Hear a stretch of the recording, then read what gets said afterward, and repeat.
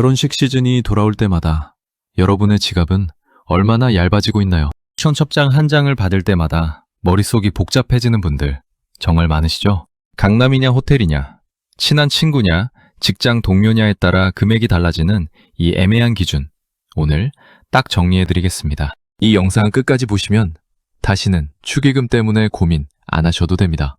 결혼식에 가면 요즘 뭔가 많이 달라졌다는 느낌 받으신 적 있으시죠? 줄도 짧아졌고 줄에도 없어졌고 방명록 대신 포토부스에서 인생 네컷을 찍는 결혼식도 생겼습니다. 심지어 축의금을 키오스크로 받는 결혼식도 이제는 낯설지 않은 풍경이 됐습니다. 신랑이 기타를 치고 신부가 드레스를 입은 채 드럼을 치는 결혼식도 있었다고 하니 정말 격세지감이 느껴지죠.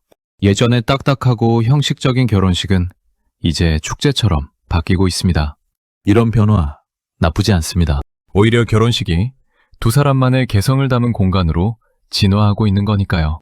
그렇다면 왜 결혼식이 이렇게 바뀌고 있는 걸까요? 전문가들은 이걸 결혼의 본질이 변질된 게 아니라 결혼을 바라보는 시선과 태도가 달라진 것이라고 설명합니다.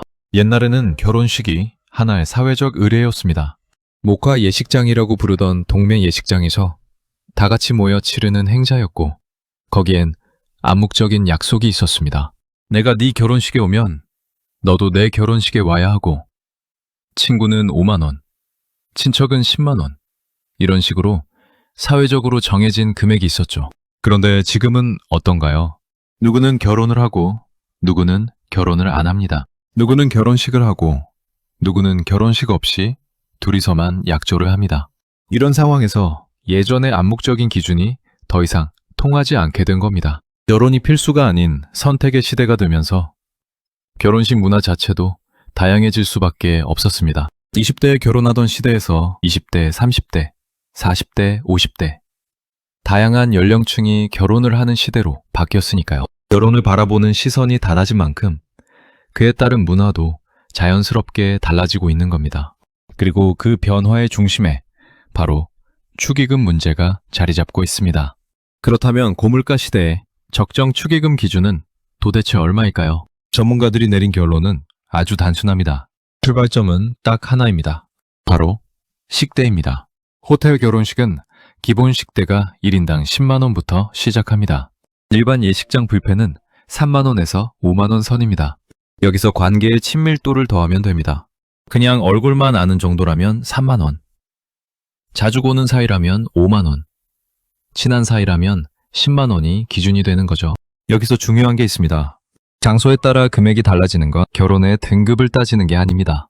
내가 그 자리에서 먹는 식사값을 기본으로 하고 거기에 우리 관계의 무게를 얻는 겁니다. 강남 웨딩홀이냐 호텔이냐로 등급을 나누는 시선은 결혼의 본질을 흐리는 거라고 전문가들은 말합니다. 축의금의 기준은 장소의 격이 아니라 우리 관계의 격이어야 한다는 거죠. 고물가 시대일수록 이 원칙 하나만 기억하시면 됩니다. 식대 더하기 관계. 이게 전부입니다. 요즘 재혼식도 크게 하는 시대가 됐습니다. 예전에는 재혼식을 조용히 아니면 아예 안 하는 게 암묵적인 규칙이었죠. 그런데 지금은 다릅니다. 재혼식도 화려하게, 당당하게 하는 시대가 됐습니다. 3번 결혼하고 3번 다 축의금을 낸 사례도 이제는 드문 이야기가 아닙니다. 이게 왜 가능해졌을까요? 결혼과 이혼을 바라보는 사회적 시선 자체가 달라졌기 때문입니다. PB 예능에서 이혼이 소재가 되고 이혼한 부부가 재결합하는 과정이 콘텐츠가 되는 시대입니다. 부끄러움의 영역이 아니라 모두가 함께 축하하는 영역으로 넘어온 겁니다. 그렇다면 재혼식 축의금은 어떻게 해야 할까요? 원칙은 같습니다. 식대 더하기 관계입니다. 초혼이냐 재혼이냐를 따져서 금액을 줄이거나 늘릴 필요가 없습니다. 그 사람과 나의 관계가 기준이 되어야 합니다. 재혼이라서 축의금을 덜 내야 하나 고민하셨던 분들, 이제 그 고민 내려놓으셔도 됩니다. 결혼을 결심하는 나이가 늦어지면서 결혼을 바라보는 기준도 많이 달라졌습니다. 요즘 젊은 세대들은 결혼 상대를 고를 때 감정보다 조건을 먼저 봅니다. 어디 대학을 나왔는지, 직업은 무엇인지, 경제력은 어느 정도인지를 먼저 확인하고 그 다음에 감정이 생기는지를 봅니다. 이게 잘못된 걸까요? 전문가들은 그렇지 않다고 말합니다. 그런 나이가 늦어진 만큼 맹목적인 사랑만으로 결혼을 결정하기 어려운 현실이 반영된 거라는 겁니다. 자기 실현을 하다 보니 시간이 흘렀고 그 나이에 가볍게 여러 사람을 만나기는 어렵기 때문에 신중해지는 거라는 거죠. 그러다 보니 결혼 비용도 올라갔습니다. 평균 결혼 비용이 5천만 원을 넘어선 지금 한번 결혼을 결심하면 제대로 하고 싶다는 마음이 커질 수밖에 없습니다. 웨딩홀, 드레스, 촬영, 신혼여행까지 하나하나 챙기다 보면 금액은 눈덩이처럼 불어납니다. 결혼이 선택이 된 시대일수록 한 번 하는 결혼을 더 크고 의미 있게 치르고 싶어 하는 심리가 작용하는 겁니다. 결혼식이 끝나고 나면 진짜 결혼 생활이 시작됩니다. 요즘 부부들은 예전과 완전히 다른 방식으로 삶을 꾸립니다. 경제권을 따로 관리하고 생활비를 반반씩 각출하고 명절에는 각자 자기 부모님께만 찾아가는 셀프 효도를 하는 부부들이 늘고 있습니다. 심지어 가사 분담을 엑셀표로 정리해 놓는 부부들도 있습니다. 아이 옷을 벗기는 건 남편, 화장실까지 데려가는 건 아내, 씻기는 건 남편. 이런 식으로 역할을 정확하게 나눠 놓는 거죠. 이게 차갑고 냉정하게 보일 수 있습니다. 하지만 전문가들은 이걸 이 시대의 공정이라고 부릅니다. 각자의 방에서 스마트폰을 들고 자란 세대가 결혼을 해서도 가짜의 영역을 존중하는 방식으로 살아가는 것. 이건 잘못된 게 아니라 자연스러운 흐름입니다. 중요한 건 그 방식이 어떻든 두 사람이 합의하고 존중하는 관계인지의 여부입니다. 형식이 바뀌었다고 해서 결혼의 의미가 사라진 건 아닙니다. 그렇다면 결혼 생활을 오래 행복하게 유지하는 방법은 뭘까요? 전문가들이 제시하는 핵심은 딱 두 가지입니다.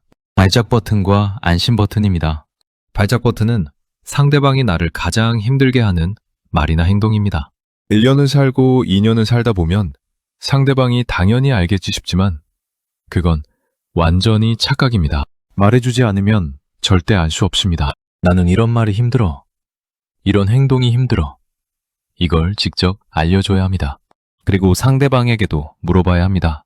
나는 이런 게 힘든데 당신은 어때? 라고요. 안심 버튼은 반대입니다. 내가 속상할 때 상대방이 나를 풀어주는 방법을 서로 알고 있는지의 문제입니다. 피자 한 판으로 기분이 풀리는 사람이 있고 그냥 조용히 옆에 있어주는 것만으로 위로가 되는 사람도 있습니다. 이걸 서로 알고 있느냐 모르느냐가 결혼 생활의 질을 결정합니다. 발작 버튼은 줄이고 안심 버튼은 밀리는 것. 이게 전문가들이 말하는 행복한 결혼 생활의 공식입니다. 마지막으로 여러분께 꼭 드리고 싶은 말씀이 있습니다. 결혼은 해도 고민이고 안 해도 고민입니다. 이미 하신 분들은 어떻게 하면 더 잘 유지할 수 있을지 고민하고 아직 안 하신 분들은 해야 하나 말아야 하나 고민하죠. 하지만 한 가지는 분명합니다. 함께하기로 약속한 사람이 있다면 그 사람의 평균값을 보시라는 겁니다. 최악의 순간만 기억하거나 최고의 순간만 기대하는 것. 둘 다 위험합니다. 그 사람의 평균값이 나쁘지 않다면 함께 살만한 겁니다. 그리고 그 평균값을 따질 때 내 자신의 평균값도 함께 돌아봐야 합니다. 결혼이라는 건 결국 두 사람이 서로에게 필요한 존재가 되어가는 과정이니까요. 축의금 얼마를 낼지 고민하는 것보다 그 결혼식에 담긴 두 사람의 새 출발을 진심으로 응원하는 마음 하나가 더 소중할 수 있습니다. 여러분의 지갑도, 여러분의 관계도 오늘보다 내일이 더 풍요로워지길 바랍니다.